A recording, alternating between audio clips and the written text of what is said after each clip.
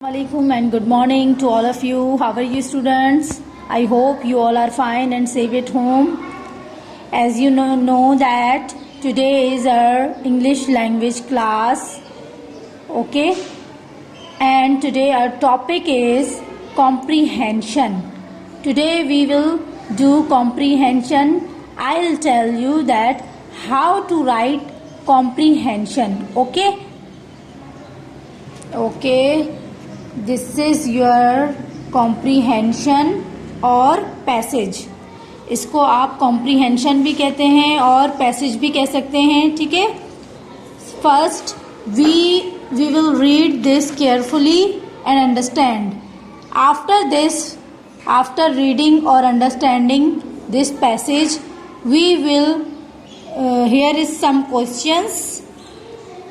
Are you listening to me? Listen students, here is some questions.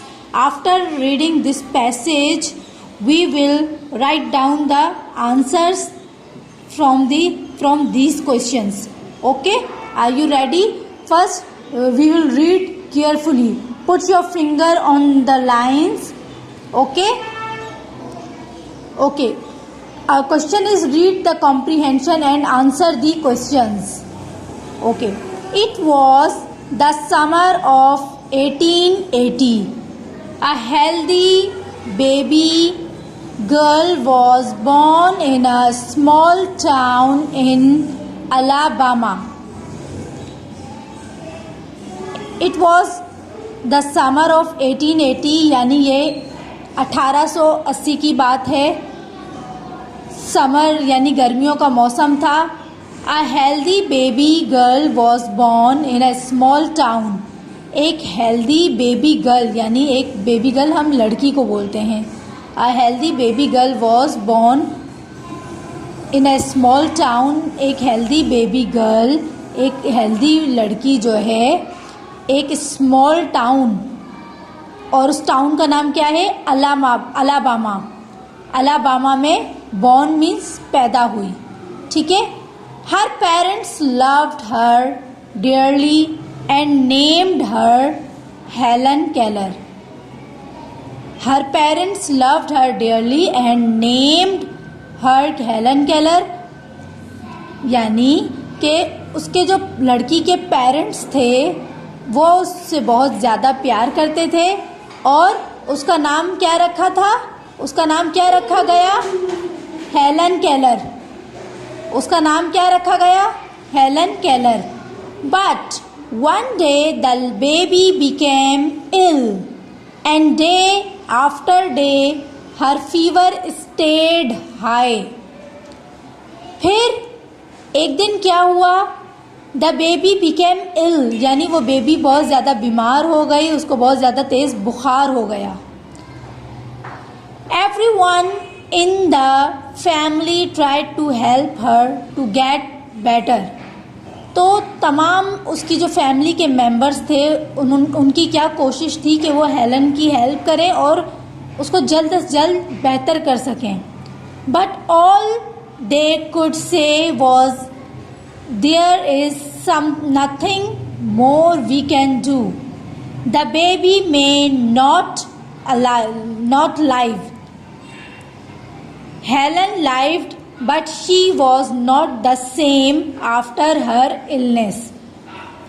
सबने क्या सोचा कि जब ये इतनी बीमार है तो ये नहीं बचेगी, यानी ये जिंदा नहीं रहेगी. बट हेलन लाइव्ड, पर हेलन जिंदा थी. मगर she was not the same after her illness. पर उसकी कंडीशन जो है वो पहले जैसी नहीं थी.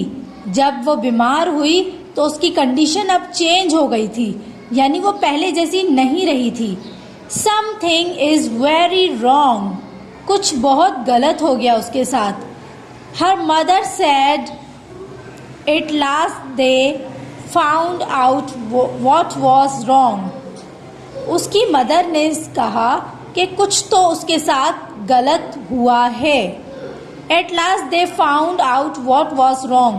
आखिरकार उसकी मदर ने यानी उसकी फैमिली मेंबर्स ने इस बात को जान लिया कि उसके साथ क्या रॉन्ग हुआ, क्या गलत हुआ।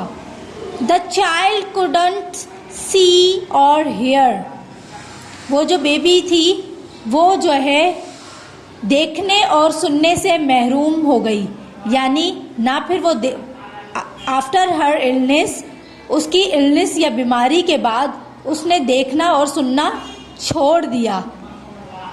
दो हेलन कुड नॉट hear और see, she was a bright little girl।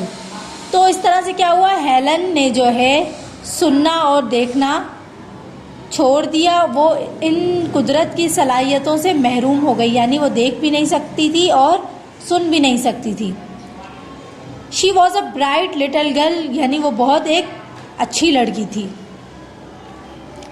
अब आई थिंक आपको पैसेज समझ आ गया, मैंने इसको आपको अंडरस्टैंड भी करा दिया, इसकी अच्छे से हमने रीडिंग भी कर ली।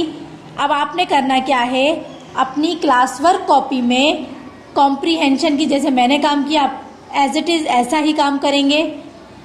कॉम्प्रीहेंशन लिखेंगे, यहाँ डेट पुट करेंगे, then write down the questions and after the question you will write this passage और paragraph.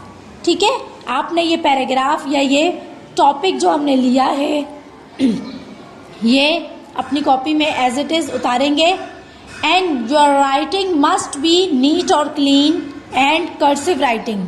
Okay, after read this passage you all are first read the question and after read the question search the answer from this passage। आपने करना क्या है, जब ये आप अपनी copy में उतार देंगे, ठीक है, उसके बाद आपने इसकी बहुत से अच्छे से रीडिंग करनी है, इसको समझना है। आफ्टर रीडिंग आपने इन questions, these questions which are giving to you, इसमें से आपने आंसर सर्च करने हैं इस पैसेज में से। ठीक है, ये हमारे पास इस पैसेज के क्वेश्चंस हैं, इसके आंसर हमें इसमें से मिलेंगे, इस पैराग्राफ में से, इस पैसेज में से। Understand?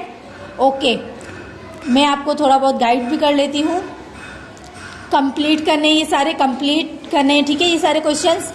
A healthy baby girl dash Alabama. आपने पैसेज उतारने के बाद डायरेक्ट मेरी तरह ये क्वेश्चंस राइट डाउन नहीं करने, आपने सिर्फ क्वेश्चन नंबर पहले 1 लिखना है। अ हेल्दी बेबी डैश लगाएंगे, उसके लास्ट में लिखेंगे अलाबामा।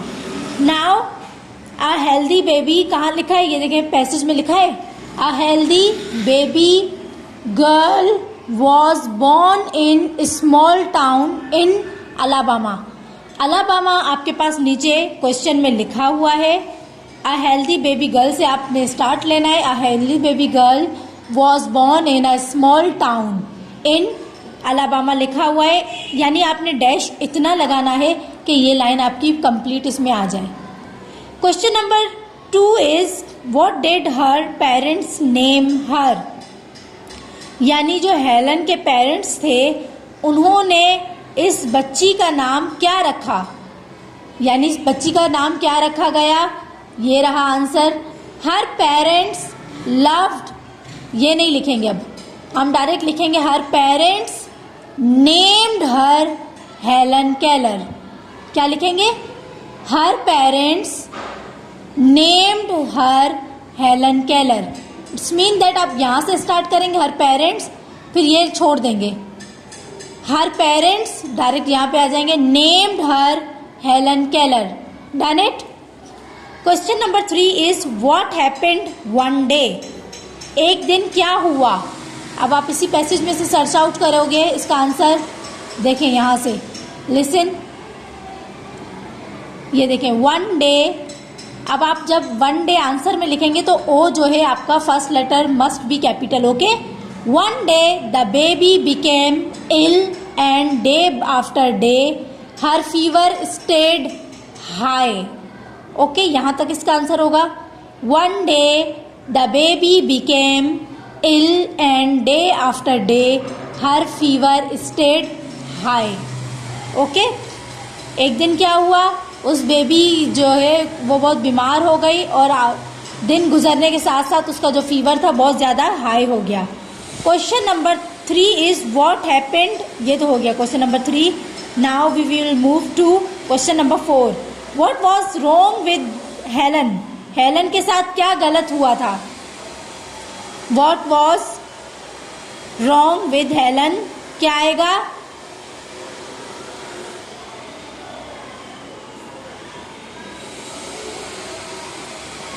इसका आंसर भी हम यहीं देखेंगे।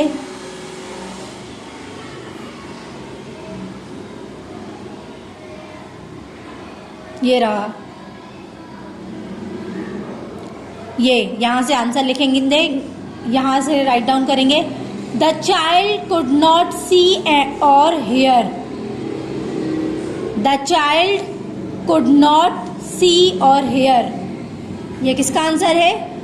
What was wrong with Helen, इसका आंसर क्या लिखेंगे? The child could not see और हेयर, या आप लोग द चाइल्ड की जगह हेलन भी लिख सकते हैं। हेलन कुड नॉट सी और हेयर, ओके, ये ज्यादा बेटर रहेगा। Now number question 5 is right opposite of right from the passage. इस पैराग्राफ में से आपने बेटा वर्ड अपोजिट तो सबने पढ़े होंगे ना, जैसे राइट है तो इसका ऑपोजिट क्या होना चाहिए? रॉन्ग। अब देखें इस पैराग्राफ में से आपने इस वर्ड का, यानी ये जो आपके पास लिखा हुआ है ना राइट, इसका जो है आपने ऑपोजिट लिखना है।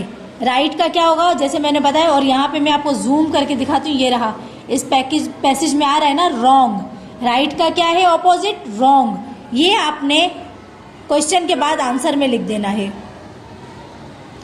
इसके बाद है last question, in which year was Helen born, in which year was Helen born. अब यहाँ पे हमसे ईयर पूछा जा रहा है कि हेलन किस ईयर में पैदा हुई। क्या लिखेंगे?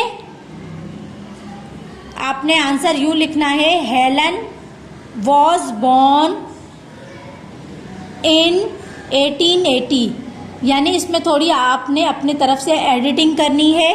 क्वेश्चन है in which year was Helen born, आपने क्या लिखना है आंसर में? हेलन वॉज लगा देंगे, हेलन वॉज बॉर्न IN इन 1880, ये आपका ईयर पूछा जा रहा है ये, ठीक है? Understand? I hope you all are understand this passage और कॉम्प्रीहेंशन। आप एक दफ़ा अगेन मैं रिपीट कर देती हूँ, आपने अपनी कॉपी में जो है कॉम्प्रीहेंशन की हेडिंग लगा के क्वेश्चन लिखना है, डेट डालनी है आज की, और ये पूरा पैसेज जो है या कॉम्प्रीहेंशन जो है अपनी कॉपी में कर्सिव राइटिंग और नीट और क्लीन राइटिंग में लिखना है।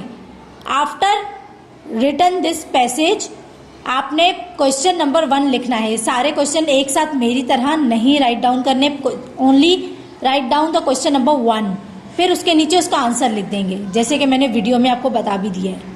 इसी तरह से फिर क्वेश्चन नंबर 2 लिखेंगे, फिर उसका आंसर तलाश करेंगे, फिर क्वेश्चन नंबर 2 का आंसर लिखेंगे। आफ्टर दिस क्वेश्चन नंबर 3, 4, 5, 6 इसी तरह से आपने अटेम्प्ट करने हैं। ओके, तब तक के लिए आप अपना बहुत सारा ख्याल रखिएगा। आई होप आपने बहुत अच्छे से इसको समझा होगा। अल्लाह हाफिज़।